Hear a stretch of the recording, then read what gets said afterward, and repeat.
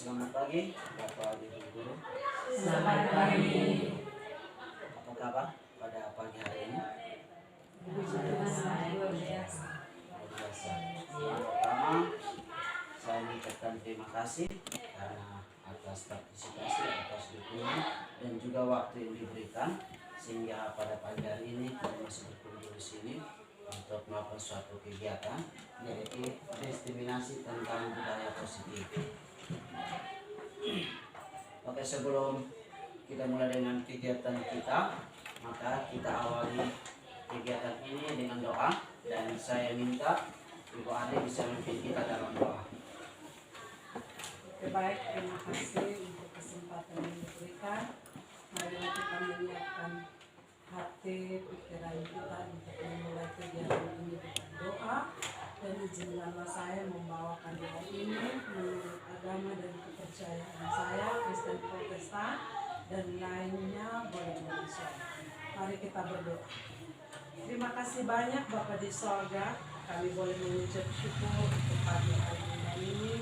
Tuhan izinkan kami kembali dipertemukan di tempat ini untuk mengikuti suatu kegiatan yaitu sosialisasi tentang diskriminasi budaya positif.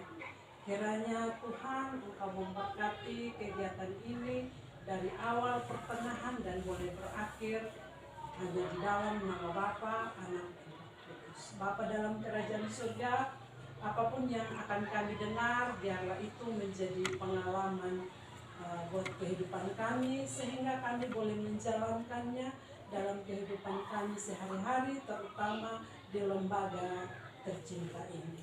Akhirnya ini doa dan harapan kami, ampuni akan setiap dosa kami, hanya di dalam nama Yesus kami berdoa. Amin. Ya, terima kasih banyak Ibu Arni yang sudah memimpin kita dalam doa dalam pembukaan kegiatan pada pagi hari ini. Baik, pada kegiatan pada hari ini kita akan sedikit-sedikit bercerita, mungkin sedikit-sedikit dapat pengalaman tentang budaya positif.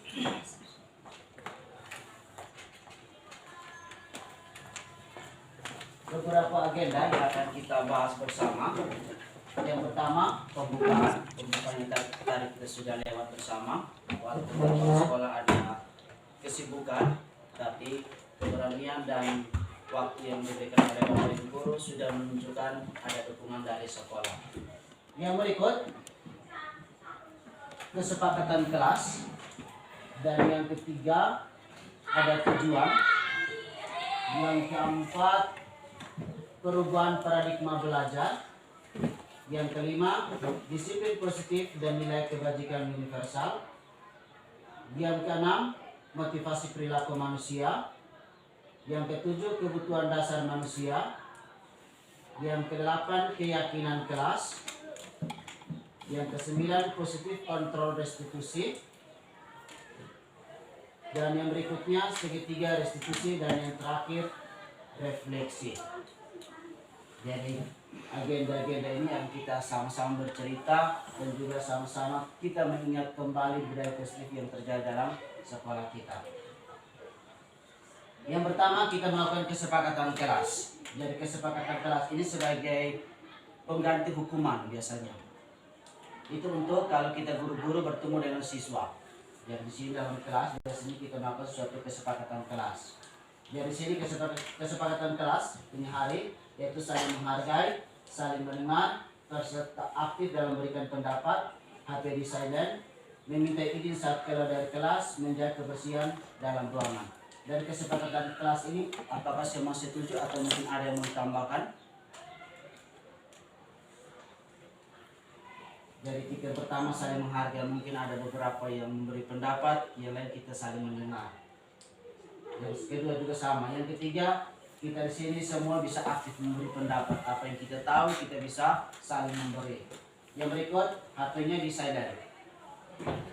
Dan yang berikut, meminta izin pada saat keluar.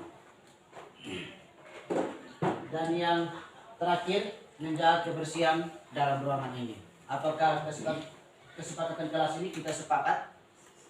Oke, kalau sepakat kita lanjut ya. Yang berikut tujuannya. Peserta dapat memahami konsep budaya positif yang di dalamnya terdapat konsep perubahan paradigma belajar, disiplin positif, motivasi perilaku manusia, kebutuhan dasar manusia, posisi kontrol restitusi, keyakinan kelas, dan segitiga restitusi. Yang pertama, pembelajaran dengan paradigma baru. Pembelajaran yang paradigma baru artinya pembelajaran yang dirancang berdasarkan prinsip pembelajaran yang terdiferensiasi sehingga setiap siswa belajar dengan kebutuhan dari tahap perkembangannya untuk mewujudkan profil pelajar Pancasila. Profil pelajar Pancasila itu ada 6 dimensi. Yang pertama, beriman bertakwa kepada Tuhan yang Maha Esa dan berakhlak mulia. Yang kedua, mandiri. Ketiga, berdala kritis. Keempat, kreatif. Kelima, bergotong royong. Dan keenam, berkebinekaan global. Jadi dari 6 dimensi ini yang menjadi patokan dasar menjadi pembelajaran paradigma baru. Jadi paradigma baru yang sekarang ini mereka mengutamakan pada profil pelajar Pancasila. Yang berikut, teori kontrol menurut Dr. William Fletcher. Miskonsepsi tentang teori kontrol. Yang pertama, ilusi guru mengontrol murid. Jadi ini hal-hal yang mungkin miskonsepsi, yang dimana yang pertama, ilusi guru mengontrol murid. Jadi kejadian kita di sekolah ini biasanya anak-anak mereka kalau mau disiplin pasti guru selalu mengontrol. Itu kita menganggap itu hal yang positif. Tapi selanjutnya setelah guru tidak mengontrol lagi, itu anak mulai liar kembali.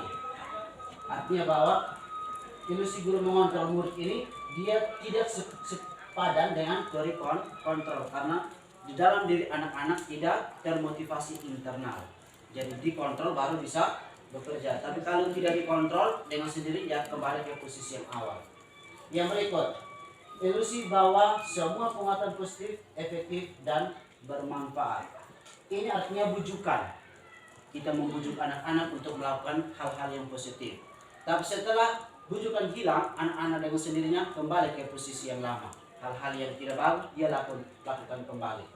Yang ketiga, ilusi bahwa kritik membuat rasa bersalah mampu menguatkan karakter. Jadi ini biasa kita lakukan, misalnya kita mengkritik anak-anak mereka pada saat melakukan kesalahan. Kita mengkritik bahwa mereka menganggap bahwa diri mereka sudah bersalah. Tapi setelah kita tidak mengkritik lagi, mereka anggap itu sudah biasa kembali. Mereka tidak melihat bahwa saya punya kesalahan ini saya harus perbaiki. Terakhir dia mengulang kembali. Jadi apa yang kita mengkritik mereka mungkin tentang perasaan mereka yang sakit, mereka merasa bersalah, tapi setelah selesai sudah hilang kembali. Yang berikut, ilusi bahwa orang dewasa berhak memaksa. Karena juga orang dewasa juga menuntut anak-anak. Misalnya di sini ada siswa yang lebih di atas lagi, umurnya lebih di atas, menuntut anak-anak yang masih di bawah dia. Setelah dituntun, sebentar juga akan kembali. Dia kembali berbuat yang salah. Jadi miskonsepsi tentang teori kontrol ini, apa yang kita sampaikan tidak terdata dalam diri anak, tidak ada motivasi internal, sehingga semua yang dilakukan itu hanya semacam bayangan saja, sudah dilakukan tapi terakhir tetap saja. Yang berikut, stimulus respon dan teori kontrol. Ini dua kata yang harus kita memahami. Ini mengubah paradigma stimulus respon ke pendekatan teori kontrol. Jadi stimulus ini mungkin awal kita melakukan, kita harus berubah menjadi teori kontrol. Misalnya yang pertama, realitasnya kita itu sama, kebutuhan kita sama. Misalnya kita sebagai guru mengajak anak-anak untuk mengikuti kita punya pemikiran. Artinya harus sama-sama dengan kita. Tapi menurut teori kontrol itu tidak. Realitasnya itu kebutuhan anak akan berbeda dengan kita guru. Jadi kita bisa memaksakan anak-anak untuk ikut kita punya mau. Yang berikut, semua orang melihat hal yang sama. Jadi misalnya anak-anak mereka punya cita-cita, kita melihat yang sama, yang lain juga sama seperti yang satunya. Sedangkan untuk teori kontrolnya itu memiliki gambaran yang berbeda, menuju tujuan cita-cita yang berbeda, tidak sama. Yang berikut, kita mencoba mengubah orang agar berpandangan sama dengan kita. Ini juga agak mirip dengan yang pertama. Jadi kita membujuk anak-anak mereka untuk mengikuti kita punya pemikiran. Misalnya anak mereka datang terlambat. harus bisa datang tepat waktu. Mungkin karena kita tidak punya kesibukan, kita tepat waktu. Tapi anak-anak mereka masing-masing punya kesibukan. Mungkin mereka memang siswa pelajar, tapi kebutuhan mereka itu ada yang berbeda. Ada yang memang datang karena tidak ada pekerjaan di rumah, ada yang masih punya pekerjaan di rumah. Misalnya ada orang tua yang merantau semua, hanya anak sendiri yang tinggal dengan nenek, otomatis dia punya pekerjaan tambahan. Misalnya harus sekarang ini kupas asam, terus mencari pekerjaan lain yang dimana mendukung untuk transportasi menuju ke sekolah. Jadi untuk pandangan ini kita tidak bisa mengubah pandangan orang itu untuk mengikuti kita. Paksa untuk mereka harus tepat waktu, paksa untuk harus itu seperti itu. Padahal mereka juga punya pandangan yang berbeda. Kita hanya bisa memberi motivasi untuk bisa mengatur bagaimana mengatur waktu agar tidak bertabrakan atau terkendala dengan pembelajaran di sekolah. Yang berikut, berperilaku buruk dilihat sebagai suatu kesalahan. Ini kadang kita sebagai guru yang biasa melihat anak berbuat salah, itu sudah. Oh ini kau salah sudah, kau salah sudah. Tak perlu terkontrol, semua perilaku memiliki tujuan. Anak yang berbuat salah pasti ada tujuannya, ada maksudnya. Kita tidak tahu. Kalau kita bertanya terus, oh ternyata dia berbuat ini karena ada tujuannya, ada maksudnya. Yang berikut, orang lain bisa mengontrol saya, sedangkan teori kontrolnya hanya Anda yang bisa mengontrol diri Anda. Ini juga yang terjadi dalam diri siswa. Kita hanya bisa mengontrol mereka, tapi mereka sendiri tidak bisa mengontrol, sehingga mereka masih tetap dalam stimulus respon. Hanya ada motivasi eksternal. Dan teori kontrol ini harus ada dalam diri setiap orang. Motivasi internal harus ada. Yang berikut, saya bisa mengontrol orang lain. Teori kontrolnya Anda tidak bisa mengontrol orang lain. Kadang kita suka mengatur hidup orang lain. Oh harus seperti ini, harus seperti ini. Tapi yang tahu diri sendiri adalah diri kita. Kita yang tahu kita mau kemana. Yang berikut, pemaksaan ada pada saat bujukan gagal. Teori kontrolnya kolaborasi dan konsensus menciptakan pilihan-pilihan baru. Dan pemaksaan pada saat bujukan ini biasanya kadang tertuju pada beberapa orang saja. Sedangkan untuk kolaborasi ini harus terjalin dari banyak orang untuk bisa memilih pilihan-pilihan yang baru. Yang berikut, model berpikir menang atau kalah untuk stimulus respon. Sedangkan teori kontrolnya model berpikir menang-menang. Jadi dulu kalau kita berbuat sesuatu atau mungkin anak-anak mereka berbuat sesuatu, pas pemikirannya takut kalah atau takut gagal. Terus ada yang berpikirannya pasti akan menang. Dari stimulus respon ini, teori kontrolnya harus berpikir cuma satu saja, otomatis harus bisa, harus menang. Jangan pernah berpikir tentang kalah atau gagal. Yang berikutnya, disiplin positif dan nilai-nilai kebajikan. Apa makna dari kata disiplin? Mungkin Bapak Ibu bisa memberi pendapat makna dari kata disiplin. Kadang kata disiplin itu dia terikat dengan peraturan, tata tertib sekolah. Tapi menurut Bapak Ibu, kata disiplin itu apa? Karena kita di sekolah ini disiplin pasti terikat dengan aturan, tata tertib itu menjadi patokan dasar. Mungkin adakah Bapak Ibu apa makna dari kata disiplin? Taat, patuh. Taat, patuh. Artinya taat pada aturan. Kalau kita punya pemikiran di sini pasti terikat pada aturan, taat pada aturan, tertib pada aturan. Dan di sini kata disiplin itu dia berbeda.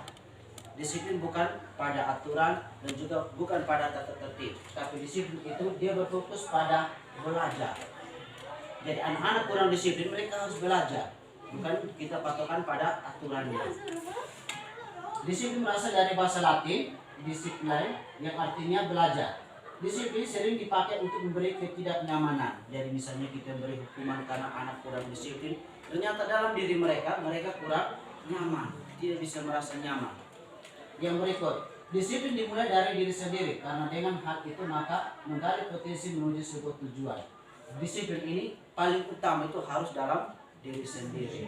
Jadi sebelum kita menegur siswa, kita sebagai guru harus termotivasi disiplin pribadi. supaya pada saat kita menegur anak mereka tidak berbicara ke belakang. Ini tegur kita juga sama, kalau guru juga tidak disiplin, tidak tertib. Karena biasa begitu, namanya anak-anak remaja ini kan sensitif sekali ya. Yang berikut, disiplin positif adalah salah satu cara menumbuhkan disiplin dengan tujuan untuk membentuk kesadaran yang didorong dalam diri anak tanpa hukuman dan hadiah.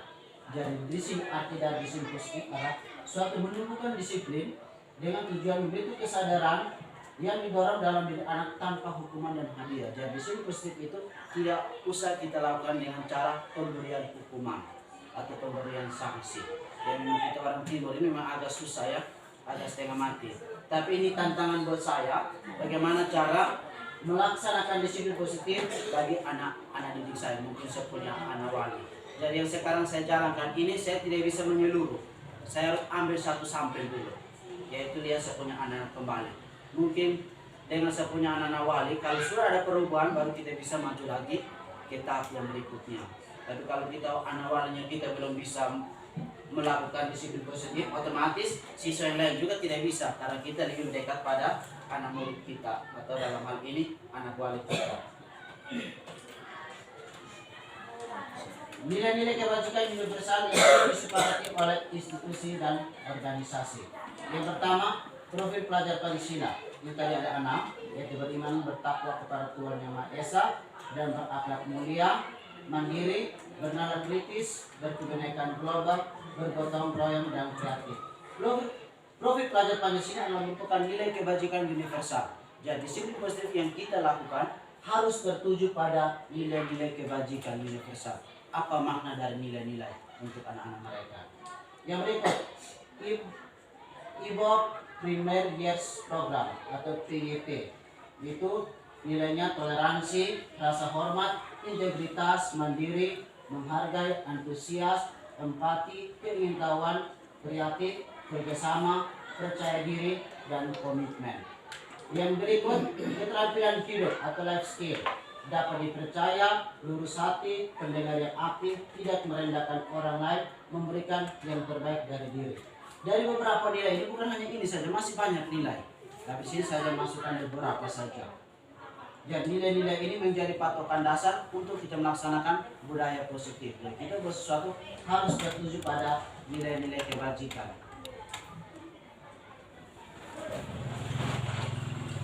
Piagam Dewantara menyatakan bahwa untuk mencapai kemerdekaan atau dalam konteks pendidikan kita saat ini, untuk menciptakan murid yang merdeka, syarat utamanya harus ada disiplin yang kuat. Disiplin dimaksud adalah disiplin diri yang memiliki motivasi internal. Jadi untuk disiplin diri otomatis hal yang utama itu harus ada motivasi internal. Tidak boleh ada bujukan dari orang lain, tidak boleh melakukan disiplin karena takut hukuman atau hal-hal lain. Tapi harus melihat diri sendiri. Mungkin ada potensi dalam diri harus kita kembangkan. Itu yang harus kita tunjukkan.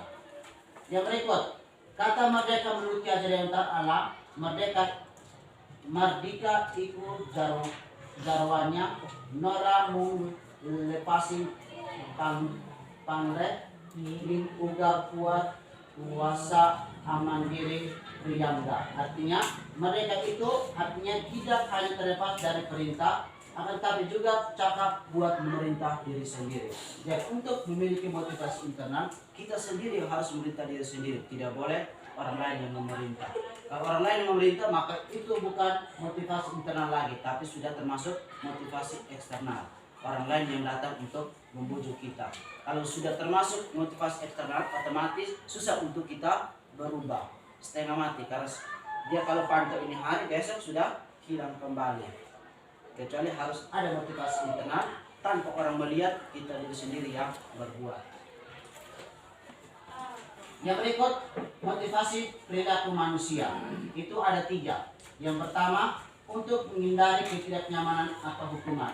Jadi kadang motivasi perilaku manusia itu dia melakukan untuk menghindari hukuman. Saya pernah tanya anak kelas 12 F2, kamu belajar ini karena apa? Apakah menunjukkan kalian punya kemampuan dalam diri atau karena hukuman? Mereka lebih banyak menjawab takut mendapat hukuman. Jadi artinya mereka lebih banyak memotivasi eksternal dari luar untuk bisa mendukung mereka punya hidup. Jadi sebenarnya itu harus kita hilangkan. Motivasi eksternal harus kita hilangkan. Dan untuk menghindari ketidaknyamanan atau hukuman, artinya motivasi ini muncul karena ingin menghindari hukuman atau ketidaknyamanan. Sebenarnya hal ini dapat muncul pengaruh besar pada mereka baik secara fisik, psikologis maupun tidak terpenuhnya kebutuhan mereka. Artinya motivasi ini masih bersifat eksternal. Jadi kalau bersifat eksternal, mereka berbuat sesuatu hanya karena takut hukuman. Ternyata dengan adanya hukuman, mereka sebenarnya itu kalau mereka cek diri sendiri, mereka tidak nyaman. Mereka tidak nyaman. Karena ingin merdeka, pasti harus terlepas dari hukuman. Kalau sudah melakukan hukuman, otomatis ketidaknyamanan pasti akan tercipta. Yang kedua, untuk mendapatkan imbalan atau penghargaan dari orang lain. Kadang anak-anak mereka untuk menciptakan keberhasilan mereka, menciptakan kemampuan mereka bisa dalam berbagai lomba, itu mereka mengharapkan harus ada penghargaan atau imbalan. Kalau tidak ada penghargaan atau tidak ada imbalan, otomatis mereka tidak mau berjuang atau tidak mau berusaha. Dan untuk mendapatkan imbalan atau penghargaan dari orang lain, itu misalnya motivasi ini muncul karena orang berperilaku untuk mendapatkan imbalan atau penghargaan dari orang lain. Jika tidak ada imbalan atau penghargaan, maka orang tidak akan mau melakukannya. Dan dalam ini motivasi ini ada pertanyaan di mereka punya benak. Misalnya ada kaget, ada lomba, ada hadiah tidak, itu otomatis. Kalau tidak ada hadiah, otomatis mereka punya diri tidak ada kata semangat lagi. Walaupun hadiahnya kecil atau besar, mereka anggap hal biasa untuk jumlah itu. Tapi mereka hanya dengar ada hadiah atau tidak. Kalau bilang bermain saja atau ikut saja, itu otomatis mereka hilang satu-satu. Jadi untuk mendapatkan imbalan atau penghargaan dari orang lain, ini juga masih motivasi eksternal. Jadi untuk kembangkan mereka punya potensi dalam diri, masih ada keterikatan dengan penghargaan atau imbalan. Dan yang terakhir, untuk menjadi orang yang mereka inginkan dan menghargai diri sendiri dengan nilai-nilai yang mereka percaya. Ini yang menjadi patokan utama, yaitu motivasi internal. Jadi mereka ingin membuat sesuatu, harus mereka hargai diri sendiri. Oh, saya punya kemampuan, tanpa melihat hukuman, tanpa melihat penghargaan, saya kembangkan.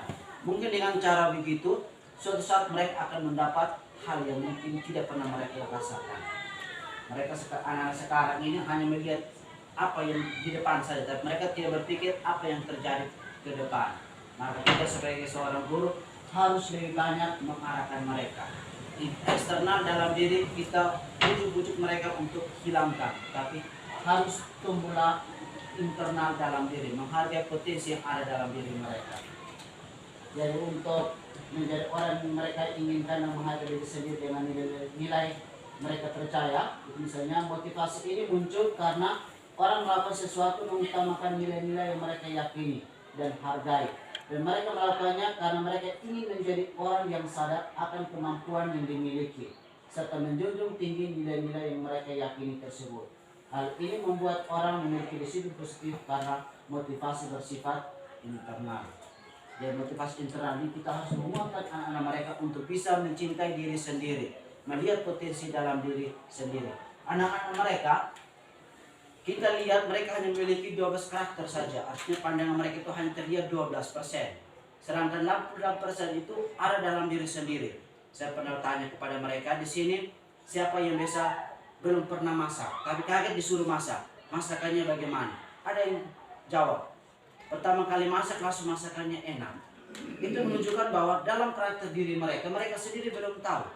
Kita lihat dari jauh ini anak tidak tahu masak, karena karakternya tidak, kita lihat dia tidak pernah pegang, tidak pernah masak.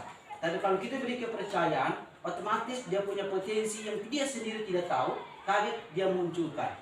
Karena di dalam dia punya diri itu ada 88% yang terpendam, yang dia sendiri tidak tahu, apalagi kita guru-guru. Yang berikut, pendekatan disiplin, hukuman, konsekuensi, dan restitusi. Jadi pendekatan disiplin ini kita bisa menggunakan 3, hukuman, konsekuensi, dan restitusi. Tapi yang hukuman ini harus kita hilangkan. Karena kita melakukan pendekatan disiplin, pasti kita harus melakukan dengan cara memberi hukuman. Baru anak-anak mereka taat. Terus selain hukuman, kita melakukan pendekatan disiplin dengan cara memberi konsekuensi. Yang sudah kau buat ini hari, konsekuensinya apa yang kau lakukan ke depan, yang terjadi ke depan. Yang terakhir, restitusi. Dan restitusi ini yang paling utama yang harus kita buat. Yang sudah kita lakukan hanya ini dua saja yang sudah pernah kita lakukan. Tapi yang ketiga ini kita belum pernah lakukan, dan coba kita melakukan yang ketiga. Jadi yang pertama, hukuman. Suatu tindakan yang diberikan kepada seorang atas pelanggaran yang dilakukan. Biar anak mereka datang terlambat, ya hukumannya misalnya sekarang cabut rumput atau pilih kotoran. Itu juga memang kita lihat hal simpel saja. Artinya kita melatih anak-anak mereka untuk belajar bagaimana menjaga kebersihan. Itu wajar. Tapi memang kita memang ada tantangan berat, dan kita kasih bersihkan juga itu hukuman sebenarnya. Kita harus berpikir bagaimana untuk tidak boleh memberi hukuman. Kalau mau kerja bakti ya itu wajar kerja bakti. Tapi kalau hukuman dengan cara suruh mereka membersihkan itu dibilang salah. Kalau kerja bakti bilang tidak. Padahal pekerjaannya sama. Tapi mungkin posisinya yang berbeda. Posisi kita berbeda. Kalau kerja bakti otomatis ya pada saat kita gotong royong. Kerja bakti. Tapi kalau ada anak mereka terlambat atau mungkin ada buat kesalahan apa, kita beri hukuman kepada mereka yang dimana itu juga sama seperti kerja bakti. Tapi sebenarnya itu salah juga. Karena kita memberi hukuman yang membuat mereka semacam kurang percaya diri. Tantangan berat buat kita, memang kita di kecamatan ini tantangan berat sekali kalau kita tidak menjalankan hukuman. Anak-anak mereka kalau tidak menjalankan hukuman, mereka ini hari aman, tapi besok sudah hilang kembali. Karena hukuman sudah habis. Yang berikut, konsekuensi. Pertanggungjawaban yang dibebankan kepada seseorang atas pelanggaran dari aturan yang telah disepakati bersama. Biasanya konsekuensi kita berbuat di kelas. Kalau kau tidak mengerjakan tugas, konsekuensinya apa? Karena kita berbuat seperti itu. Mungkin tidak masuk kelas atau mungkin tidak mengikuti pembelajaran. Itu juga sebenarnya bukan konsekuensi, tapi hukuman sebenarnya. Konsekuensi ini kita mengajar mereka untuk bisa belajar. Kalau berbuat salah berarti perbaiki diri. Dan yang berikut, restitusi.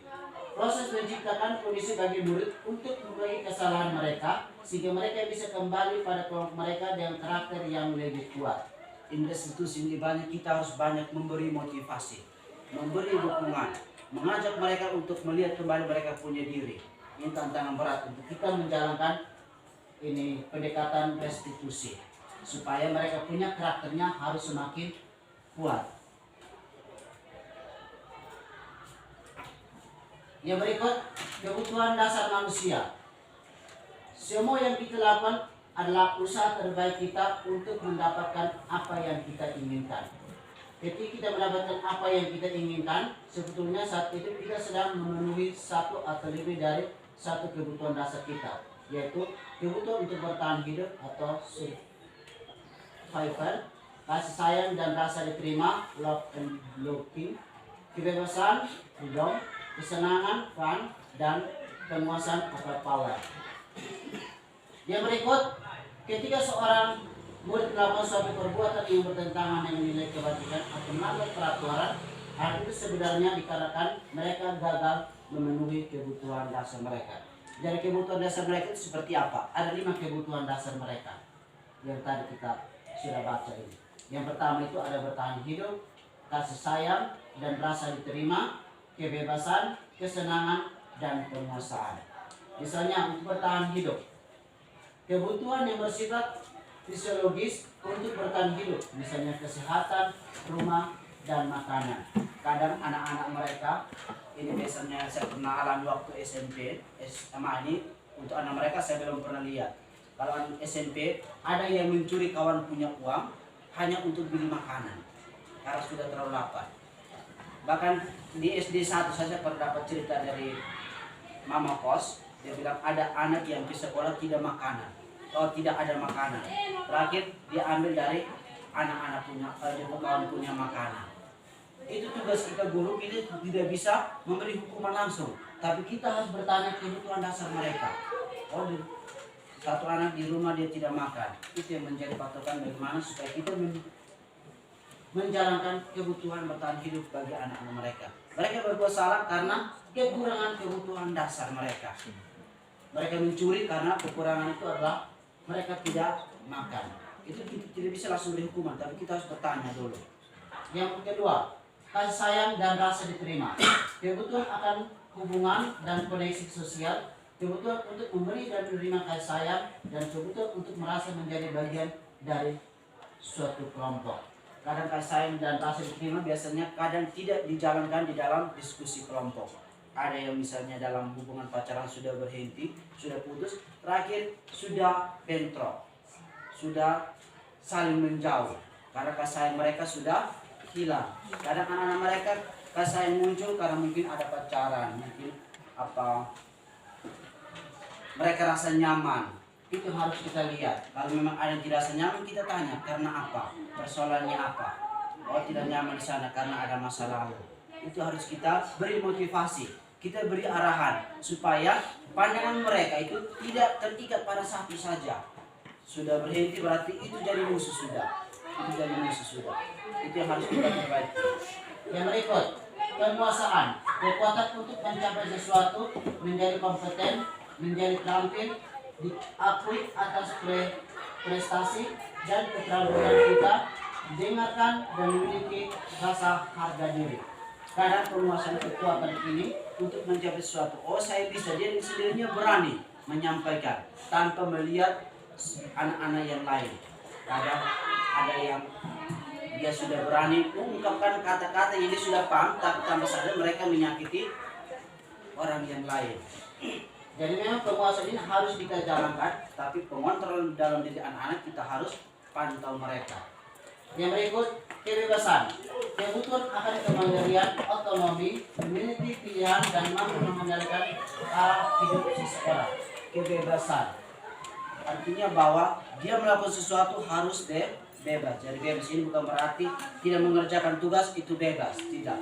Tetap kebebasan artinya dia mengerjakan tugas sesuai dengan dia punya pandangan. Yang berikut, kesenangan, kebutuhan untuk mencari kesenangan, bermain dan tertawa. Karena anak-anak mereka biasanya belajar tanpa sengaja sudah jenuh, mereka bermain atau mereka mengganggu kawan, atau juga kadang mereka tertawa dengan sendirinya, mungkin kawan kiri atau apa. Itu tidak bisa kita langsung beri hukuman, beri sanksi. Ditanya karena apa? Mungkin karena mereka sudah jenuh atau apa, mereka ingin melepaskan dengan melakukan kesenangan. Jadi kadang memang anak-anak mereka biasa begitu. Pembelajaran sementara begini ada yang mulai korek dari belakang. Itu karena mungkin dia sudah merasa pemalas, merasa jenuh. Kadang kita guru langsung sikat, oh salah. Biasanya kadang begitu. Itu yang harus memang kita banyak-banyak belajar. Jadi 5 kebutuhan dasar manusia ini kita harus perhatikan. Satunya tidak, 4-nya ada tapi satunya tidak ada, tetap pasti ada kekurangan. Yang berikut, keyakinan kelas. Apakah ada perbedaan antara keyakinan kelas dan peraturan kelas? Jika berbeda, maka berikan penjelasannya. Mungkin ada yang memberi pandangan, pendapat. Apakah keyakinan kelas dan peraturan kelas itu beda atau sama? Kalau beda, coba ada yang bisa memberi penjelasan. Ini. Keyakinan kelas dan peraturan kelas. Yang sekarang baru-baru kita lomba kebersihan kelas, ada masuk beberapa kelas, ada yang peraturan kelas, ada yang keyakinan kelas. Iya kan? Ada beberapa kelas. Dan sekarang kita bisa membedakan antara keyakinan kelas dengan peraturan kelas. Kira-kira sama atau tidak? Adakah Bapak Ibu? Keyakinan kelas dengan peraturan kelas. Ini dua kata yang berbeda ya. Ini kata yang pertama keyakinan dengan peraturan. Kata kedua kelasnya sama. Dan kira-kira keyakinan dengan peraturan ini dalam kelas ini berbeda atau sama? Oke, Ibu Ina. Terima kasih. Oh iya, saya keyakinan kelas dan peraturan kelas itu berbeda. Karena peraturan kelas berarti ada konsekuensinya. Sedangkan keyakinan kelas kita kembali ke kesepakatan kelas. Kalau kita sudah sepakat tidak perlu, sudah sepakat berarti tidak perlu memberi hukuman, tidak tanya kembali keyakinan kesepakatan yang kita sudah buat dengan siswa, kita tanya. Kalau dia melakukan kesalahan di luar kesepakatan kita dan melakukan kesalahan yang kita sudah sepakat, kita tinggal tanya saja. Ini hari melakukan kesalahan ini, Anda melanggar kesepakatan kelas nomor berapa? Contohnya saya buat kesepakatan di kelas dengan dalam mengikuti pembelajaran bahasa Indonesia. Kalau ketika salah satu itemnya itu di dalam kelas harus sisip. Ketika anak melakukan itu di dalam kelas itu salah satunya tidak sisip, saya tidak beri hukuman. Tanya-tanya, ini apa ASI? ASI sekarang posisi tidak sisip. ASI sekarang melanggar kesepakatan kelas yang keberapa? Nanti dia buka dia punya kesepakatan yang kelas yang kami sudah buat. Dan saya melanggar kesepakatan ini. Berarti berikutnya tidak boleh melakukan lagi di dalam kelas, harus sisip. Jadi kalau peraturan kelas itu berarti ada konsekuensi atau ada hukuman. Mungkin dari saya sekian, saya kembali. Oke, kita bisa beri aplaus. Oke, keyakinan kelas dan kelas seperti apa yang disampaikan oleh Ibu Ina. Lalu keyakinan kelas itu dilakukan oleh guru dan juga siswa. Jadi banyaknya itu keyakinan kelas yang disampaikan itu bukan gurunya, tapi yang menyampaikan itu adalah siswanya, supaya saat mereka melanggar, mereka sudah tahu, oh ternyata waktu saya sampaikan begini, saya melanggar. Dengan sendirinya dia memperbaiki diri. Seperti yang tadi disampaikan oleh Mak Ina, tidak sisip. Kita tidak perlu beri hukuman, kita tanya saja keyakinan apa yang sudah dilanggar. Pasti mereka akan ingat, tidak disiplin. Tanpa disuruh saja mereka dengan sendirinya sisip, tanpa disuruh. Dan saya sudah pernah menjalankan itu, tanpa kita pukul, tanpa kita beri hukuman. Dengan sendirinya mereka rasa bahwa saya ada berbuat salah, dan dengan sendirinya mereka melakukan perbaikan itu. Terus yang berikut, peraturan kelas. Kebanyakan peraturan kelas ini dibuat oleh guru, kebanyakan. Anak-anak harus mengikuti apa yang guru mau. Anak-anak harus datang tepat waktu.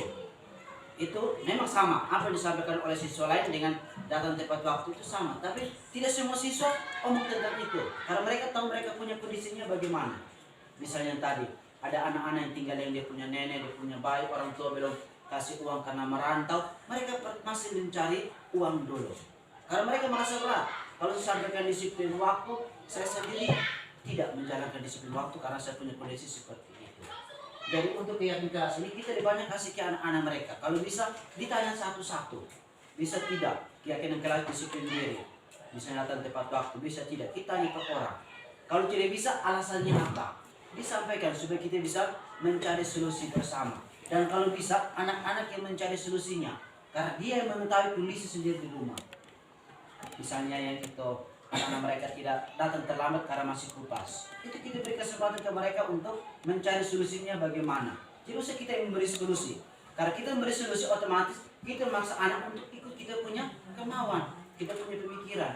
Karena anak sendiri ada kemauan lain, ada keinginan lain. Oh saya berubah karena ada sesuatu, artinya tujuannya berbeda. Kita beri kesempatan kepada mereka. Dari peraturan kelas ini banyak konsekuensinya, hukumannya, dan itu disampaikan oleh guru sendiri tanpa melihat keadaan siswa. Kalau keyakinan kelas, kita semua kembali ke siswa. Kesepakatan kelas ini hari bagaimana? Mereka ada sampaikan menjaga kebersihan. Otomatis tanpa sadar mereka, namanya anak-anak mereka ini kan, kertas ini selalu dijadikan semacam permainan. Kertas ini mereka mulai rabik-rabik. Setelah kita lihat itu kertas yang dirabik-rabik, kita berpikir, itu kertas mau buat apa? Tanya, kertas mau buat apa? Dengan sendirinya dia mulai ingat kembali, iya kesepakatan kelas ini menjaga kebersihan. Dengan sendirinya rautnya itu kertas masuk kembali di sapu atau di dalam kotak sampah. Jadi kelas kelihatan tetap bersih. Jadi tidak perlu kita pakai hukuman saja. Kita hanya terus menerus, Terus yang berikutnya, baru-baru kita punya anak-anak Firi. Dia juga kedapatan merokok. Itu tidak bisa langsung beri hukuman. Saya mencoba dia dengan cara saya mengontrol emosi. Panggil dia ada merokok di depan kelas. Jadi saya panggil dia, langsung tidak beri hukuman. Emosional masih ada dalam diri. Terakhir saya mengarahkan dia menuju ke Ibu Ar dengan Pak Vincent, karena pada saat itu Ibu Ar dengan Pak Vincent ada di sini. Jadi dia sampai sini, dia penjelasannya lain lagi. Dia datang ke Ibu Arni, dia bilang apa, ibu saya datang karena saya terlambat. Padahal saya suruh dia untuk datang menghadap karena merokok dalam kelas. Dia pulang kembali, saya berdiri di depan. Dia dalam perjalanan, saya suka di raut wajahnya.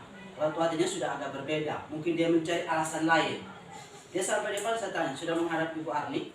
Bilang sudah Pak. Ibu Arni bilang apa? Kasih surat panggilan. Oke, nanti saya bisa menghadap Ibu Arni ya. Dia pulang, dia langsung menuju ke kelas. Terus saya datang ke Ibu Arni mereka di sini dengan Pak. Ibu Arni sampaikan bahwa anak tidak kasih tahu bahwa dia merokok. Dia bilang dia terlambat.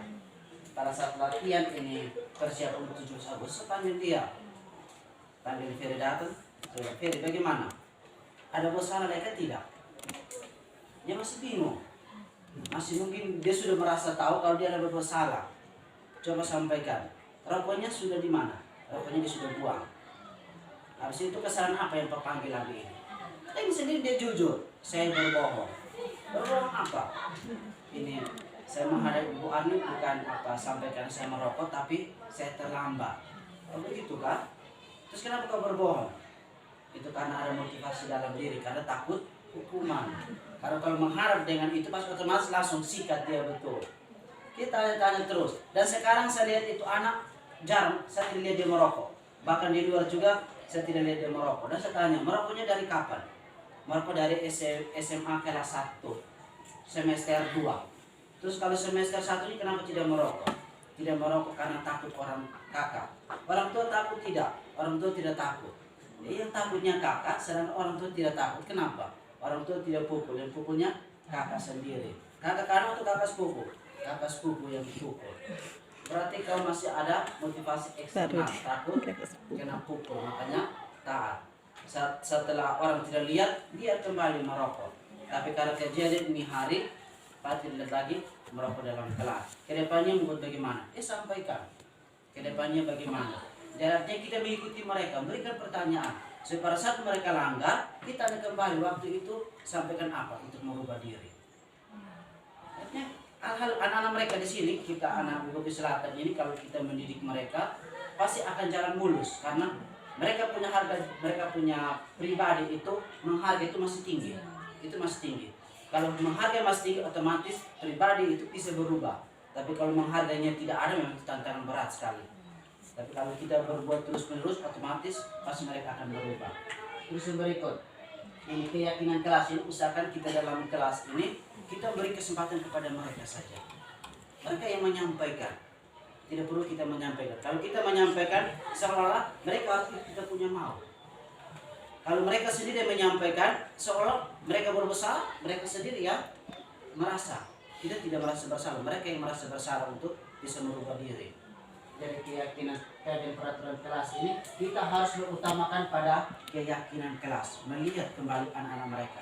Peraturan kelas tidak perlu. Saya ditanya di kelas 12 F2, ini wali kelas ini, mohon maaf ya, saya sempat tanya, ini peraturan kelas atau keyakinan kelas? Peraturan kelas. Di sini kalian sudah sepakat peraturan kelas ini, langsung bilang tidak ada sepakat. Kagak peraturannya langsung di depan. Itu kan soal bahwa kita guru yang memaksakan anak-anak untuk ikut kita punya mau. Kalau setelah mereka berbuat salah, kita panggil mereka, otomatis mereka akan biasa saja. Karena bukan mereka punya aturan, bukan mereka punya kemauan dari diri sendiri. Tapi kalau mereka sampaikan dengan sendirinya, ada kemauan dalam diri sendiri, tanpa kita paksa. Pembentukan keyakinan kelas. Keyakinan kelas bersifat abstrak daripada peraturan yang lebih rinci dan konkret. Keyakinan kelas berupa pernyataan universal. Pernyataan keyakinan kelas senantiasa dibuat dalam bentuk positif. Keyakinan kelas hendaknya tidak terlalu banyak sehingga mudah diingat dan dipahami oleh semua warga kelas. Keyakinan kelas sebaiknya sesuatu yang dapat diterapkan di lingkungan tersebut. Semua warga kelas hendaknya ikut berkontribusi dalam pembuatan keyakinan kelas lewat kegiatan curah pendapat, bersedia meninjau kembali keyakinan kelas dari waktu ke waktu. Jadi misalnya kita guru ada masuk buat keyakinan kelas, minggu berikutnya tidak bisa kita buat keyakinan kelas yang sama. Tidak perlu. Kita tanya kembali mereka. Bagaimana? Mungkin ada yang sudah mendapat baru lagi, mereka bisa tambahkan. Jadi tidak perlu kita memakai kembali peraturan yang lama, karena pasti mereka akan lupa lagi. Kita ulang kembali supaya mereka tetap selalu ingat. Terus yang berikut, keyakinan kelas ternyata yang disampaikan harus bernilai positif. Jadi yang bernilai negatif itu misalnya jangan, tidak boleh makan dalam kelas. Itu kata kasar, kata negatif. Kita harus menggantikan dengan hal yang positif. Ini makan makanan pada jam istirahat. Artinya mereka tahu, hanya makan pada saat jam istirahat, bukan pada saat jam pelajaran. Terus misalnya kadang kita pakai kata kasar, misalnya dilarang memegang HP pada saat pembelajaran. Itu kata kasar. Kita mengganti dengan kata positif. Menggunakan HP pada saat diizinkan oleh guru mata pelajaran.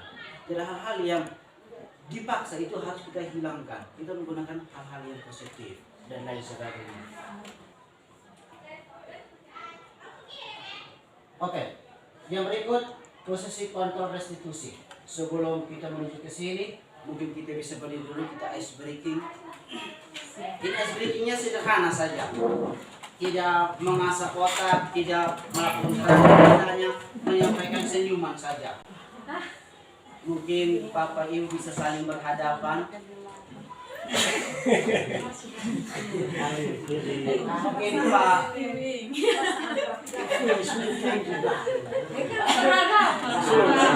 Berharap. saling berhadapan dulu orang. Boleh Pak dengan Ibu atau Ibu dengan Ibu atau Pak dengan Pak boleh. Di sini ice breakingnya sederhana, cukup melampiaskan senyuman saja, memberikan senyuman yang terdalam.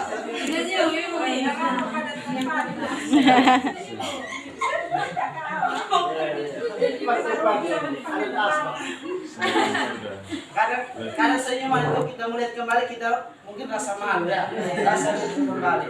Jadi saya menyuruh untuk kita saling berhadapan itu supaya resikonya kita lepaskan, supaya jangan beban. Dengan senyuman semua beban bisa hilang. Ya kan? Coba sekali lagi. Saling berhadapan, berikan senyumannya, saling berhadapan.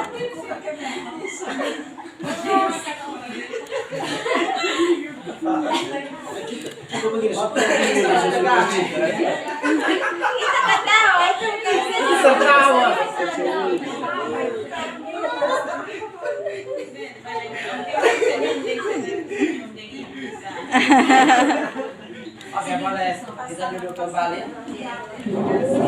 Kadang juga senyum juga tidak boleh melebihi. Kalau senyum melebihi juga dibilang kepala sakit. Kadang juga begitu. Kadang ketawa berlebihan itu kepala sakit. Jadi kita biar senyum setengah-setengah saja. Oke, selanjutnya kita menuju ke posisi kontrol restitusi. Untuk lebih memahami posisi kontrol restitusi ada video penjelasan jalan. Kita bisa sama-sama simak.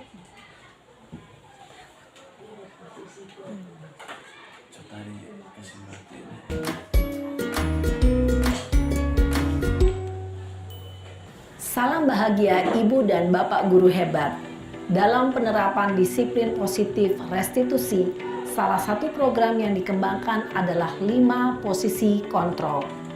5 posisi kontrol dalam restitusi adalah proses perjalanan seorang pendidik agar dapat mengenali dirinya. Pada video kali ini, kita akan membahas tentang 5 posisi kontrol yang dikembangkan oleh Diane Gossen dan contoh penerapannya.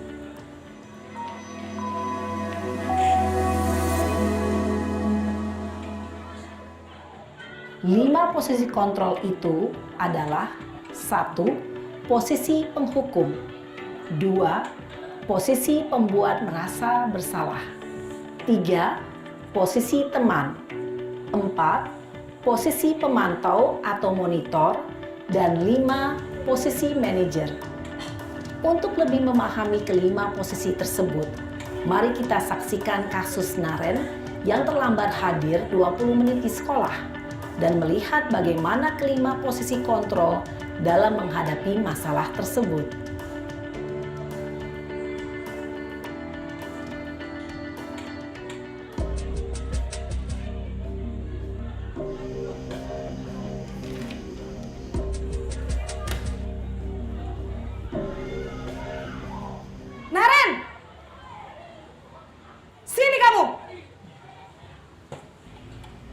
Selamat pagi, Bu. Selalu terlambat. Kamu deh, pasti terlambat. Maaf, Bu. Saya... Apa? Apa coba? Alasan kamu apa lagi? Kapan sih kamu tidak terlambat? Malas sekali ya kamu jadi anak. Saya... Dasar pemalas. Gak kapok-kapok sih kamu. Sudah berapa kali terlambat? Sana, kamu keliling lapangan basket 2 kali. Kenapa saya harus keliling lapangan basket, Bu? Kenapa? Kamu mau lawan ibu? Berani-beraninya jawab. Sudah terlambat, masih berani jawab pula. Sekarang, keliling lapangan basket 5 kali sekalian. Biar kapok. Cepat. Pergi sana ke lapangan basket. Posisi penghukum biasanya berbicara dengan nada tinggi, menghardik, menunjuk-nunjuk, menyakiti, dan menyindir. Hukuman bisa berupa fisik maupun psikis. Ibu dan bapak guru hebat. Dampak yang terjadi pada murid ketika guru berada pada posisi penghukum adalah murid cenderung akan memberontak, bahkan menyimpan dendam.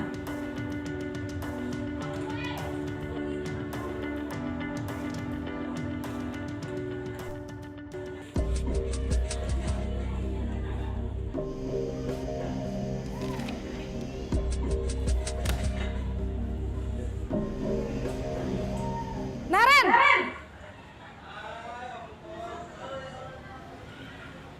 Selamat pagi, Bu. Naren. Kamu kenapa terlambat lagi, nak? Ya Tuhan, Naren. Kamu senang ya bikin ibu susah ya? Kalau kamu terlambat lagi, nanti ibu yang ditegur bapak kepala sekolah, nak. Disangka ibu tidak bisa membina kamu. Duh, gimana ini? Maaf, Bu. Duh, Gusti Naren.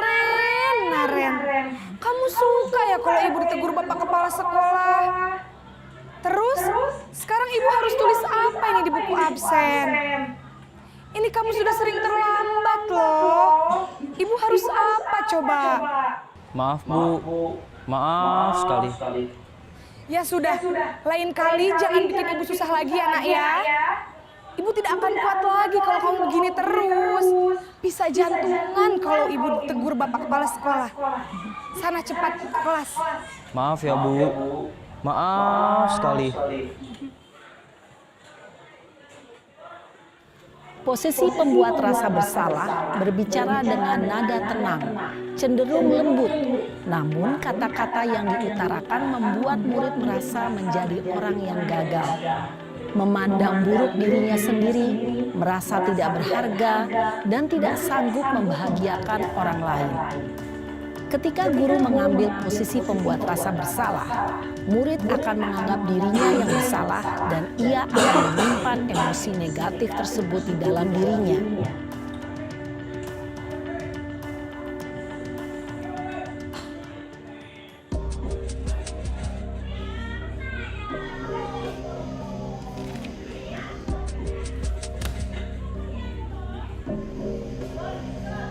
Naren!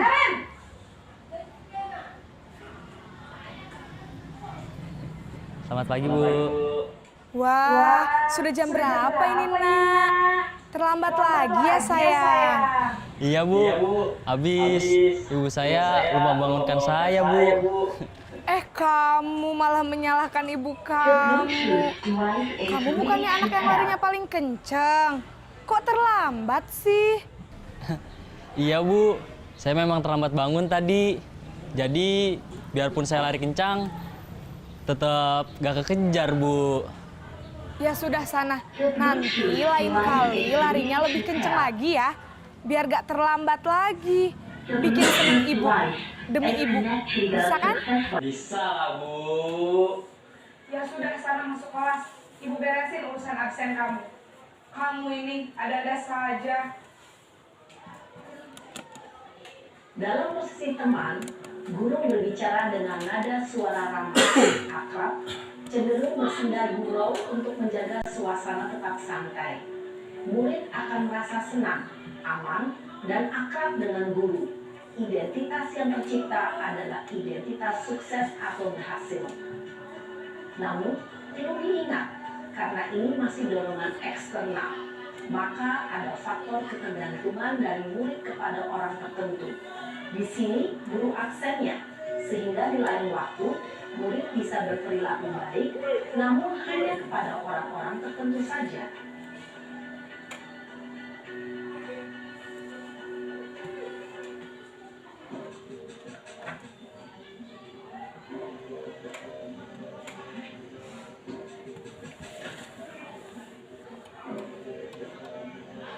Naren,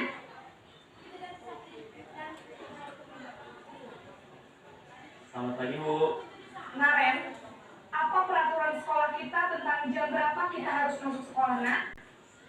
Kita harus di sekolah jam 7, Bu. Iya betul, sekarang sudah jam 7.20. Naren sudah tahu konsekuensinya jika terlambat hadir.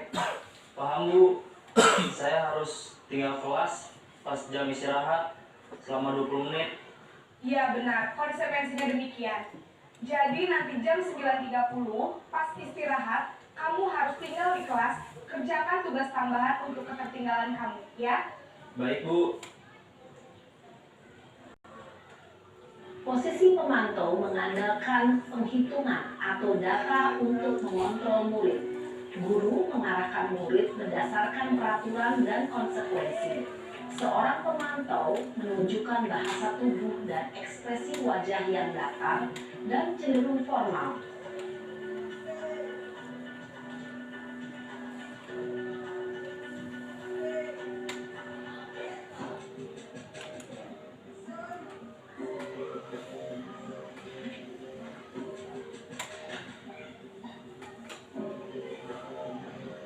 Naren!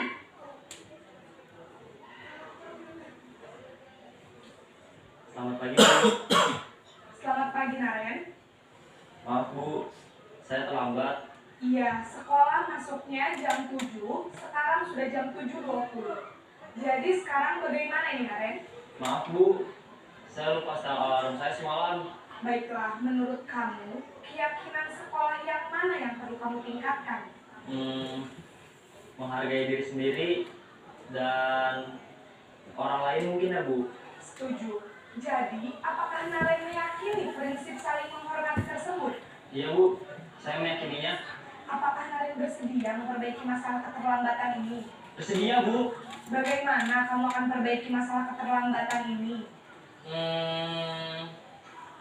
Saya akan coba untuk tidak lupa menyetel alarm saya, Bu. Baik, kalau Naren lupa menyetel alarm di rumah, ada orang yang kira-kira bisa bantu mengingatkan tidak? Ada, Bu.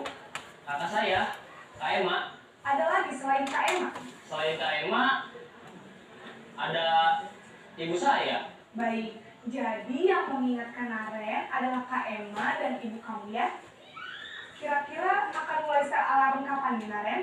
Setelah pulang sekolah, akan segera saya lakukan. Baik, jadi Naren akan setel alarm untuk bangun besok pagi dan akan diingatkan oleh kakak dan ibunda Naren ya. Ada lagi yang mungkin perlu dilakukan, Naren, agar tidak terlambat bangun lagi. Tidak ada, Bu. Baik, Naren, terima kasih untuk kerjasama kamu. Sekarang kamu perlu kembali ke kelas untuk belajar. Baik, Bu. Terima kasih.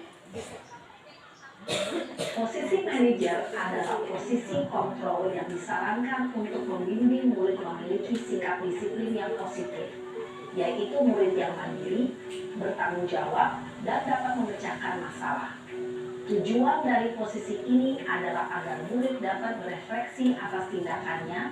Guru akan dengan tulus memberikan pertanyaan-pertanyaan bermakna, sehingga membuat murid dapat belajar dari kesalahannya dan mencari sebuah solusi untuk menyelesaikannya. Ibu dan bapak guru hebat, setelah mengamati adegan kelima posisi kontrol tadi, kira-kira posisi mana yang paling ideal? Posisi mana yang dapat menunjang motivasi intrinsik murid? Ya, tentu posisi manajer. Posisi ini memang posisi ideal yang ingin dituju setiap pendidik. Pada positif inilah guru dapat menerapkan disiplin positif yang berpihak pada murid, yang memerdekakan murid.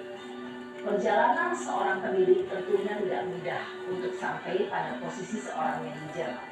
Namun, tujuan kita pasti, yaitu menciptakan murid-murid yang mandiri, merdeka, dan bertanggung jawab. Semoga penggambaran 5 posisi kontrol yang telah diperlihatkan ini dapat menjadi ajang refleksi bagi kita semua, agar dapat terus mengasah dan menerapkan disiplin positif yang memerdekakan murid. Mari terus berlatih dan bersemangat. Selamat menerapkan. Salam dan bahagia, Ibu dan Bapak Guru hebat.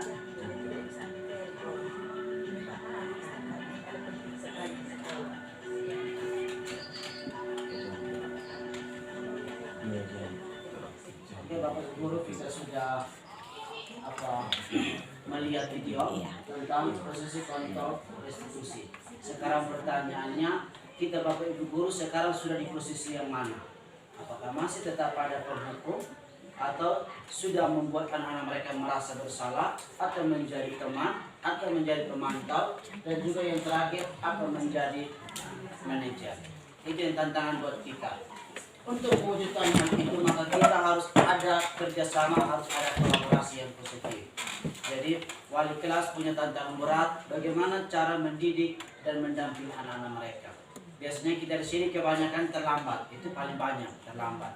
Coba kita berbuat sesuatu sesuai dengan ini posisi kontrol manajer. Coba kita buat pelan-pelan. Anak-anak yang banyak, otomatis pasti 2, 3, 4 orang berubah, yang lain pasti masih tetap. Itu pasti. Saya juga sementara menjalankan di kelas saya, ada beberapa yang terlambat, ada yang sudah berubah, ada yang masih tetap. Kita berjuang terus. Karena kita menjalankan ini tidak bisa langsung jadi, memang tidak bisa. Pasti harus membutuhkan waktu sekitar 1 bulan, 2 bulan, bahkan sampai bertahun-tahun. Itu tantangan berat buat kita wali kelas dan juga Bapak Ibu guru yang lain. Yang berikut, segitiga restitusi. Segitiga restitusi ini yang akan menjadi patokan dasar, perencanaan dasar untuk menunjang ini posisi kontrol manajer, seperti pertanyaan-pertanyaan yang tadi. Disitulah segitiga restitusi terlibat di dalam. Jadi akan bertanya dari awal sampai pada siswa mencari solusi sendiri. Siswa yang mendapat masalah, siswa sendiri yang mencari solusi, dan siswa sendiri yang mengatasinya. Bukan kita Bapak Ibu guru. Kita hanya mampu mengarahkan dan menuntun mereka saja. Oke, selanjutnya kita menyimak segitiga restitusi.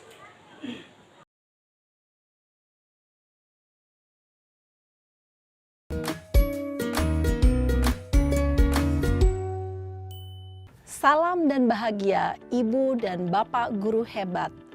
Pada video kali ini kita akan membahas tentang salah satu program disiplin positif yang diterapkan di lingkungan sekolah yang dikenal dengan nama restitusi.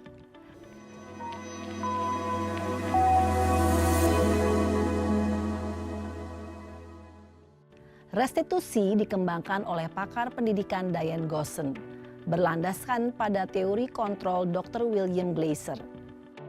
Segitiga restitusi adalah suatu proses dialog yang dijalankan oleh guru atau orang tua agar dapat menghasilkan murid yang mandiri dan bertanggung jawab.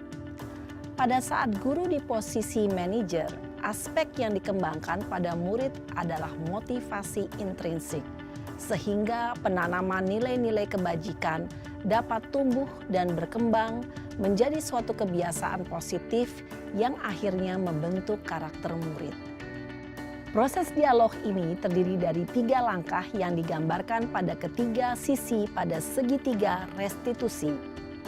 Sisi pertama adalah menstabilkan identitas. Sisi yang kedua adalah validasi tindakan yang salah. Dan sisi yang ketiga adalah menanyakan keyakinan. Ibu dan Bapak guru, berikut ini akan ditunjukkan bagaimana seorang guru berada dalam posisi manajer menggunakan penerapan segitiga restitusi.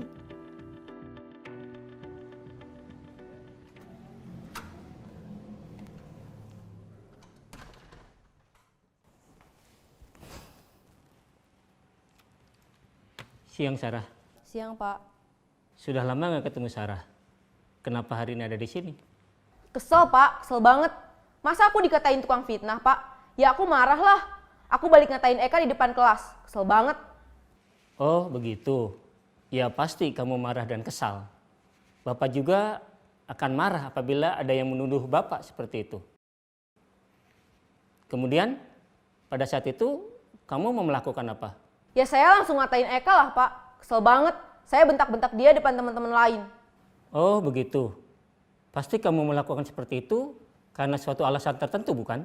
Iyalah, masa saya diam saja, Pak? Ya saya bela diri lah. Masa saya dituduh tukang fitnah? Ya wajarlah. Mempertahankan harga diri itu sesuatu yang penting buat kamu. Untung kamu tidak bertindak lebih gegabah lagi. Hanya membentak-bentak. Iya, Pak. Untung saya masih bersabar dan hanya membentak saja. Sudah gemes padahal, saya pasti bela diri lah. Ya pasti ya, tapi kamu memilih untuk tetap bertahan dan bersabar. Kamu memilih untuk tidak berbuat lebih parah lagi bukan? Iya. Nah, sekarang coba kita lihat lagi. Tindakan kamu yang bentak-bentak Eka di kelas. Tindakan kamu itu kira-kira sesuai dengan keyakinan kelas atau prinsip kamu tidak? Enggak lah, Pak. Capek, Pak, jadi pemarah. Jadi keyakinan atau prinsip mana yang kurang sesuai dengan keinginan kamu? Ya, saya sebenarnya sangat menghargai orang lain. Mungkin saat itu saya menjadi emosi, jadi tidak menunjukkan sikap itu. Kamu meyakini tidak? Menghargai orang lain itu penting buat kamu. Yakinlah, Pak. Iya, setuju. Kita harus saling menghargai. Namun, ada juga keyakinan yang kita sepakati yang perlu kita jalankan apabila kita sedang marah, bukan? Ya saya bisa lebih proaktif, mulai dengan diri sendiri. Saya bisa jadi lebih bersabar, mengambil waktu jeda untuk berpikir mau apa selanjutnya. Kira-kira kamu bersedia memperbaiki masalah ini tidak? Bersedia, Pak. Kalau kamu memperbaiki masalah ini, kamu akan menjadi orang seperti apa? Saya akan menjadi orang yang bertanggung jawab kali ya, Pak. Dan senantiasa proaktif. Iya, menurut kamu bagaimana rasanya menjadi orang seperti itu? Ya nyaman lah, bangga bisa bersabar dan menahan diri. Baiklah kalau begitu. Yuk kita pikirkan bagaimana memperbaiki masalah ini.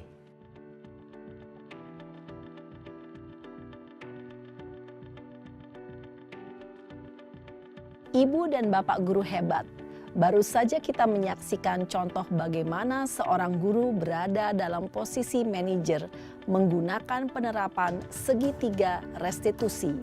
Mari kita bahas satu persatu. Pada sisi pertama, menstabilkan identitas berdasarkan pada prinsip bahwa membuat kesalahan adalah bagian dari proses pembelajaran. Sisi pertama dari segitiga ini berperan menggeser identitas murid dari identitas gagal ke identitas sukses. Murid yang sedang bertingkah laku yang tidak pantas atau menarik diri saat itu sedang mengalami identitas gagal. Bila kita mengkritiknya, maka posisinya tidak akan berubah. Kita bisa mengajukan pernyataan-pernyataan ini. 1. Membuat kesalahan sesuatu yang wajar. 2. Manusia tidak ada yang sempurna. 3. Kita bisa memperbaiki masalah ini. 4. Saya tidak menanyakan kesalahannya. Saya lebih fokus bagaimana memperbaiki masalah ini. 5. Apakah saat ini kamu tengah menjadi orang yang baik untuk dirimu sendiri? Pada sisi kedua, validasi tindakan yang salah berlandaskan pada prinsip bahwa setiap perilaku berupaya memenuhi suatu kebutuhan tertentu. Guru yang telah memahami teori kontrol akan bergeser dari pemikiran stimulus respon menjadi proaktif dan mencoba untuk mengenali tujuan dari perilaku murid. Mengenali dan mengakui kebutuhan murid ini dapat memperbaiki hubungan dengan murid tersebut. Pernyataan atau pertanyaan bisa disampaikan dengan nada suara tidak menghakimi atau memojokkan, sehingga dapat mengembalikan murid pada posisi positif. 1. Kamu bisa saja bertindak lebih gegabah lagi dari ini. 2. Kamu bukan melakukannya tanpa suatu alasan tertentu. 3. Kamu melakukannya karena mempertahankan sesuatu yang penting bagimu.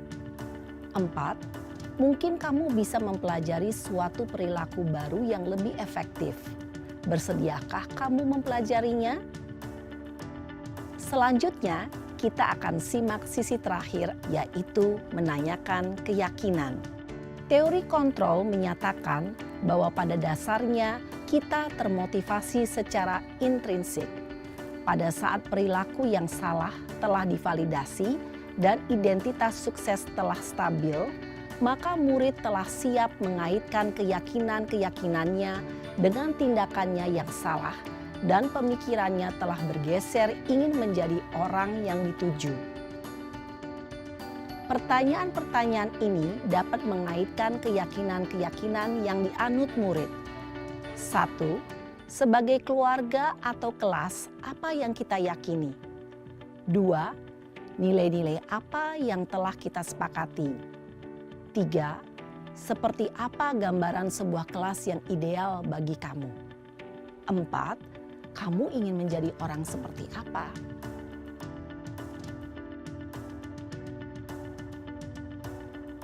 Dalam menerapkan segitiga restitusi, perlu diperhatikan beberapa hal, yaitu 1.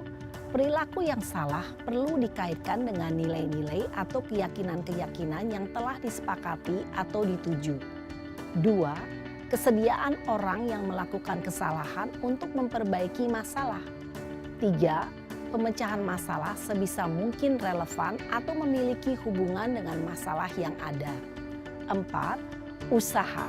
Perlu adanya suatu usaha perbaikan dari pihak yang berbuat kesalahan. 5. Waktu. Perlu didedikasikan waktu dari pihak yang berbuat kesalahan. Tanyakan kapan akan mulai diberlakukan usaha untuk memperbaiki masalah.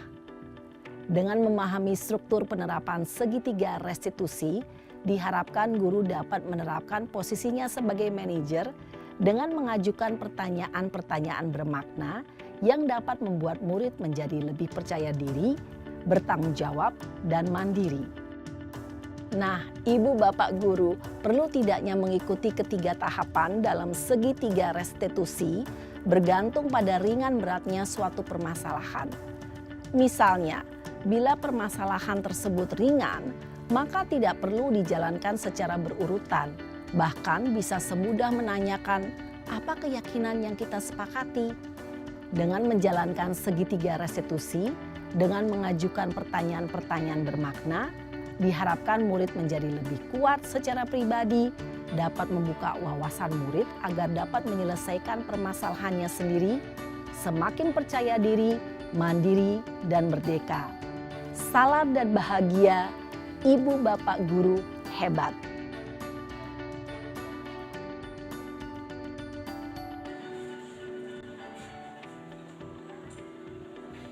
Oke, baik Bapak Ibu Guru, dari kita sudah menyimak videonya. Memang segitiga restitusi ini kalau kita menjalankan untuk banyak orang memang butuh waktu yang agak banyak ya. Tapi kita juga bisa melihat situasi masalah apa yang dihadapi oleh anak. Kalau masalah yang sederhana seperti kita sudah sepakat dalam kelas anak tidak sisip, itu bukan masalah berat. Kita cukup menanyakan kira-kira apa yang sudah diperbuat, kesalahan apa dalam keyakinan kelas. Cukup tanya itu saja. Dan segitiga restitusi ini kita menjalankan bagi siswa yang menghadapi masalah terus menerus. Itu baru kita jalankan. Dan kita punya kondisi di sekolah ini, memang kenyataan banyak anak-anak yang terlambat. Dan untuk mengatasi itu memang tidak bisa hanya pikir sendiri atau ini kesisuan atau pembina khusus. Kita harus kolaborasi yang baik. Satu pun ada kelonggaran, itu juga sudah akan terjadi masalah besar. Tetap akan terjadi. Kecuali semua ada benteng pertahanan masing-masing. Wali kelas ada, untuk lulus kelas ada semua, tiket ada semua, kesisuan ada semua. Itu pasti akan yang pelan-pelan akan diperbaiki. Jadi untuk mengatasi yang masalah-masalah yang seperti tadi, kalau banyak siswa yang datang terlambat, itu hanya bisa dilaksanakan dengan kolaborasi. Tidak bisa satu orang. Karena kalau satu orang otomatis waktunya tidak cukup. Kapan kita mau tanya satu-satu? Belum sampai di akhir semua sudah keluar dari sekolah atau sudah untuk ke loncat pulau. Itu yang tantangan berat. Hanya bisa kita jalankan dengan kolaborasi bersama. Untuk melakukan segitiga restitusi ini harus ada keyakinan. Dalam hal ini keyakinan kelas dan juga keyakinan sekolah. Kalau keyakinan kelas ya pasti kita dalam kelas, baik wali kelas maupun guru mata pelajaran. Sedangkan keyakinan sekolah ini secara menyeluruh itu kita punya lembaga. Dan itu harus kita bersama juga dengan pimpinan untuk bisa menentukan dan membuat kesepakatan sekolah. Yang dimana siswa yang terlibat aktif menentukan sendiri. Itu tantangan untuk kita harus menjalankan sudah. Kalau tidak menjalankan ya pasti akan tetap sama saja, tidak akan berubah. Atau dari segitiga restitusi ini mungkin ada bapak guru yang sudah pernah lakukan, sudah pernah menjalankan, tapi sendiri belum tahu oh ini termasuk segitiga restitusi atau tidak. Mungkin pernah mencoba, ada siswa yang ada bermasalah ditanyakan. Pas saya yakin tidak ada guru yang mengatasi anak-anak tanpa langsung fisik, pasti diberi penjelasan dulu, anak-anak beri penjelasan kenapa ada masalah, kemudian ada masalah mungkin tanya lagi pihak yang lain dan mereka sendiri mencari solusi. Itu sebenarnya kita sudah jalankan, hanya kita belum teratur, terarah sampai pada penyelesaian masalah, di mana penyelesaian masalah itu bukan dari kita guru tapi dari murid sendiri. Oke, dari segitiga restitusi ini materi kita pada siang hari ini tentang budaya positif telah selesai. Selanjutnya kita menuju ke sesi tanya jawab. Mungkin ada bapak ibu guru yang ingin memberikan pertanyaan atau pendapat atau masukan tentang budaya positif untuk kita bangun sekolah kita menjadi lebih bagus lagi, bisa dipersilakan. Bukan hanya pertanyaan saja, mungkin ada masukan atau apa untuk kita punya sekolah. Ibu Arni ya, silakan. Oke, baik, terima kasih. Selamat siang semua. Selamat siang. Yang pertama, apresiat buat Pak Kris yang sudah menyampaikan materi hari ini tentang budaya positif. Ini semacam satu pembelajaran untuk kita semua yang ada di sekolah. Saya sangat tertarik dengan tema tadi bahwa ada kesepakatan kelas dengan keyakinan kelas. Tetapi itu terjadi di dalam kelas. Sedangkan yang menurut saya ada satu persoalan yang ada di sekolah kita tentang disiplin. Disiplin di mana kita harus membuat satu kesepakatan sekolah yang di dalamnya tentang disiplin siswa, disiplin guru. Karena selama ini yang saya lihat itu kontrol dari tiket harian kurang berjalan. Pasti berjalan tetapi biasanya 1 atau 2 orang saja. Jadi solusi buat saya, kalaupun kita mau jalani misalnya ada 5 orang, kita bagi tanggung jawab. Misalnya mungkin 2 orang tanya, 2 orang memberikan arahan, kemudian 1 orang itu bisa pikir dengan anak-anak di depan.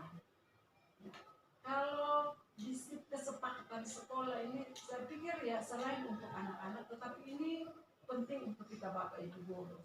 Kalau kita Bapak Ibu Guru mau merubah situasi yang terjadi sekarang ini dan kita mau merubah ke hal yang baik, saya pikir itu solusi yang harus kita ambil. Satu hanya disiplin saja. Kalau sudah ada disiplin, saya pikir di kelas itu Bapak Ibu Guru kita bisa atur tentang itu. Karena yang saya lihat yang terlambat setiap hari itu paling banyak itu bisa sampai 100. Kalau di jam 8 sih kurang, tapi kalau kita apel di jam 7 atau jam 7.15 pasti banyak yang terlambat. Jadi itu hal yang satu persoalan yang terjadi di sekolah yang seperti Pak mengatakan bahwa ini kita harus kolaborasi.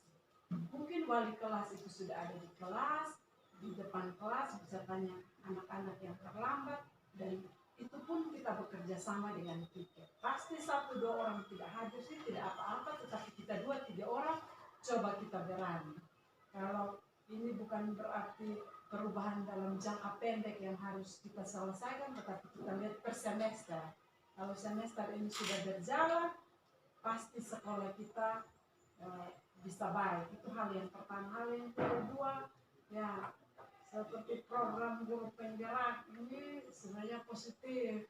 Jadi ini merupakan satu tambahan ilmu atau hal yang positif untuk kami semua, untuk ke depan juga kami bisa masuk dalam calon guru penggerak. Terima kasih Pak Kris, kami butuh pembelajaran yang banyak. Semoga ini juga bermanfaat untuk kami yang lain juga. Terima kasih, saya kembali. Ya, kita bisa beri aplaus. Baik, terima kasih atas hal-hal yang disampaikan oleh Ibu Arni. Untuk kita mendisiplin anak-anak mereka memang tidak bisa satu orang, memang agak setengah mati. Harus terlibat semua, guru mata pelajaran, wali kelas, piket, semua harus terlibat di dalam, supaya anak-anak yang terlambat, wali kelas sudah bisa tahu siapa yang terlambat. Dan kalau memang kenyataannya pertama terlalu banyak, tidak perlu kita panggil satu orang. Saya pernah mencoba, baru-baru sekitar hampir 10 orang yang terlambat pada saat kegiatan ANBK. Tidak bisa kita panggil satu orang. Kalau panggil satu orang otomatis agak lama, waktunya agak lama. Kita langsung pukul rata saja, tanya langsung kepada anak-anak mereka, kenapa datang terlambat, alasannya apa, kendalanya apa, terus kembali ke kesepakatan kelas. Kedepannya bagaimana? Kita mau secara singkat-singkat saja. Berikutnya kita perhatikan, pasti ada beberapa yang berubah, ada beberapa yang pasti tetap. Kita ikuti terus, ikuti terus. Intinya selalu ada kolaborasi yang kuat. Terus yang berikut, kesepakatan ini sekolah. Kesepakatan sekolah memang harus, pada kepala sekolah tidak ada. Jadi kesempatan kita mungkin pada saat rapat. Jadi pada saat rapat, mungkin saya dengan nanti Mbak Ina, kami akan sampaikan supaya kesepakatan sekolah itu harus ada, supaya anak-anak mereka diikat, mereka yang berikan dan mereka juga yang terikat dengan apa yang mereka sampaikan, supaya kita juga bisa sama-sama bekerja sama. Memang tantangan berat sekali. Kalau satu wali kelas agak kecolongan sedikit, pasti akan tetap. Kita harus menjadi benteng yang kuat. Ini tantangan berat. Dan untuk kedepannya semoga kita bisa memperbaiki kita punya lembaga ini untuk disiplinnya lebih termotivasi dalam diri anak-anak, bukan karena takut hukuman atau karena konsekuensi dan lain sebagainya. Oke, terima kasih Ibu Arni atas hal-hal yang mungkin sudah diberi masukan. Oke, selanjutnya Pak Abah dipersilakan. Baik, selamat siang kita semua. Yang pertama, saya juga menyampaikan profesi buat Pak Kris yang sudah sampai pada tahap ini. Untuk acara ini, untuk sesi ini, saya mau bilang bahwa hari ini Pak Kris hadirkan untuk memberikan informasi kepada kita tentang model pembinaan karakter siswa yang baru. Sekali lagi, budaya pembinaan guru terhadap karakter siswa yang baru. Izin saya beri judul seperti ini. Saya mau mengajak kita untuk membangun pemahaman bersama bahwa informasi yang disampaikan oleh hasil pembelajaran guru penggerak yang kemudian hari ini disosialisasikan kepada kita, bagi saya ini untuk pertama-tama harus menjadi konsumsi pribadi kita sebagai guru dan juga mungkin pegawai. Ketika satu dua peristiwa mungkin kemudian Bapak Ibu pegawai kemudian diharapkan pada karakter siswa yang nanti kemudian kita harus membuat pembinaan karakter dengan informasi baru yang disampaikan. Sehingga bagi saya pola pembinaan seperti ini yang tidak salah ingat, saya waktu itu plan juga sempat memberikan hampir mirip dengan sosialisasi plan yang berisi hak anak. Yang kemudian waktu itu kita seisi peserta yang mendengarkan itu protes. Karena budaya yang dibangun di rumah itu kemudian kita harus merubah dalam kurun waktu 7 jam saja per hari. Sementara sekian banyak jam kerja di sekolah, di rumah. Jadi saran saya adalah hal baik yang coba tadi disampaikan, model pembinaan baru yang coba disampaikan, bahkan sempat ada beberapa contoh konkret yang disampaikan oleh Pak Kris.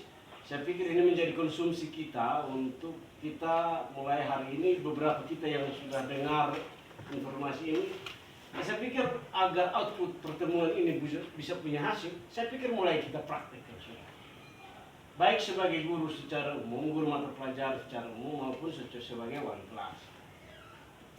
Melangkah pada persoalan kedua adalah soal model pembinaan ini kita ganti dari pembinaan fisik yang menjadi budaya kita selama ini menjadi pembinaan atas keyakinan kelas. Atas keyakinan kelas. Mungkin ini bisa berangkat dari kita guru mata pelajaran masing-masing. Mungkin itu kita mulai buat kesepakatan kelas untuk khusus mata pelajaran kita. Khusus untuk mata pelajaran kita minta apa yang harus diberlakukan ketika ada hal-hal yang kemudian melanggar aturan pembelajaran untuk mata pelajaran kita. Yang kedua, ketika sudah kita buat seperti itu, kita harus tuangkan dalam sebuah tulisan, kemudian kita tanda tangani, delegasi atau wakil dari siswa tanda tangani, kemudian solusinya disahkan oleh pimpinan sekolah. Yang kedua, kemudian posisi sebagai wali kelas, hal ini juga dibangun bersama tingkat kelas. Saya berpikir untuk sekarang ini tataran kita adalah hanya sebatas itu dulu. Ketika kita mendengarkan budaya pembinaan karakter siswa yang baru sekarang ini, yang baru sementara kita dengar hari ini. Jadi saya pikir untuk persoalan organisir secara umum satu sekolah, saya berpikir itu ada waktu untuk kita diskusikan lebih lanjut. Sebagaimana yang tadi Pak Kris sampaikan bahwa nanti suatu waktu ada pertemuan Pak Kris dengan Ibu Ina kemudian mengusulkan budaya pembinaan baru ini. Dan itu mulai kita langkah awal mulai dari sana.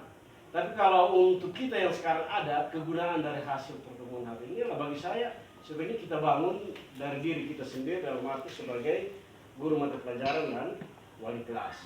Kita buat kemudian kita tanda tangan dan pengesahannya dilakukan oleh kepala sekolah.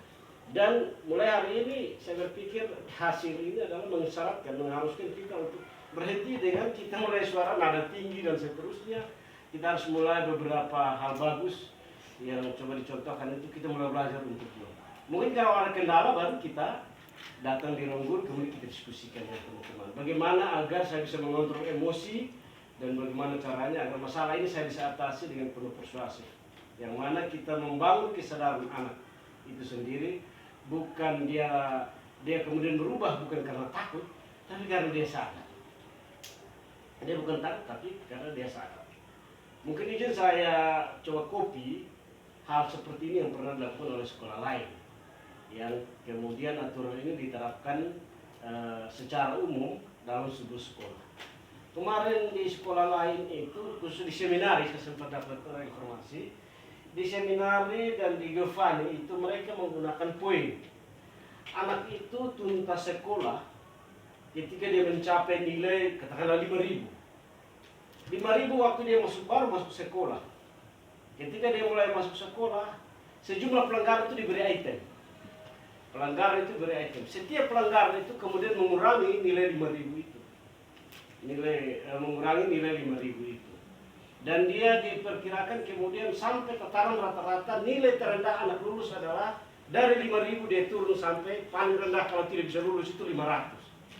500 itu berarti ada sejumlah pelanggaran yang sudah dibuat. Dan kita tidak berdosa karena kita tidak pukul.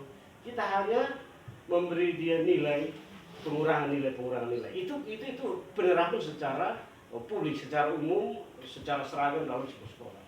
Dan sekali lagi saya sarankan, saya kembali pada saran saya, bahwa materi hari ini bagi kita beberapa yang sudah sempat ini, bagi saya mari kita berlakukan mulai di tingkat guru dan juga wali kelas.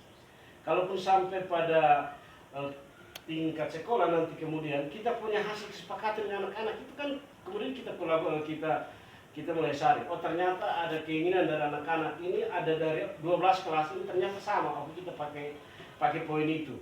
Jadi kemudian nanti hasilnya yang kemudian kita usulkan dan kita sepakati bersama dengan guru-guru, dewan guru dan juga kemudian nanti kita bawa ke tingkat komite dan kita sepakat dengan orang tua ya kita ternyata jaring aspirasi kedisiplinan itu berangkat dari keinginan siswa itu sendiri, dan kita tidak membuat semacam sebuah peraturan yang dari atas ke bawah, tapi bahwa ini benar-benar dia dari bawah ke atas. Dan itu kita harus jemput lewat kesepakatan yang dibuat di tingkat mata pelajaran maupun di dalam rombongan kelas.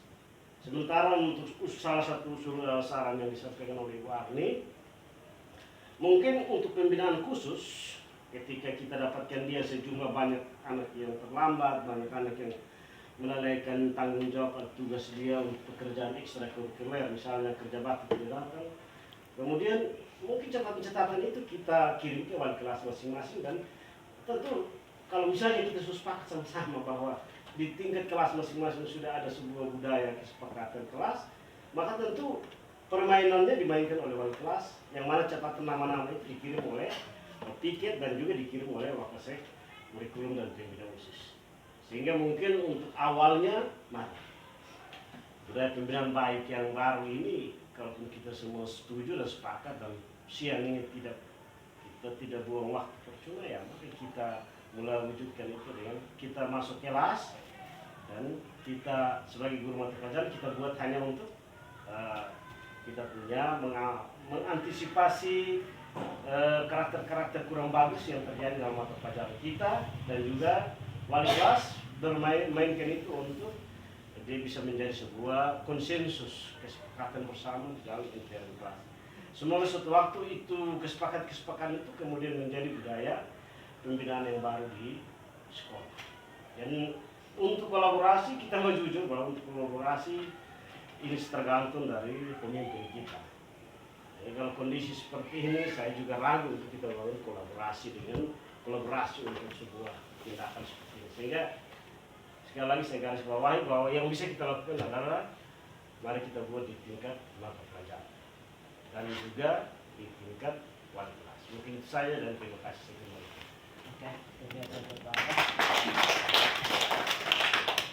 terima kasih atas hal-hal yang sudah disampaikan oleh Pak Abang. Hal tersebut luar biasa sekali untuk kolaborasi antara guru-guru dengan kepala sekolah memang masih sangat minim.